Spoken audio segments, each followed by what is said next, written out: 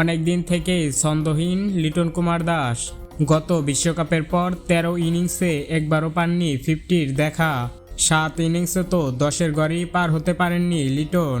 ফর্মে না থাকায় জায়গা পাননি আসন্ন চ্যাম্পিয়ন্স ট্রফির দলেও। দল থেকে বাদ পড়ার পরই বিপিএলে ইতিহাস গড়া সেঞ্চুরি করেন লিটন, যাতে আবারও আলাপ ওঠে তাকে জাতীয় দলের স্কোয়াডে ফেরানোর।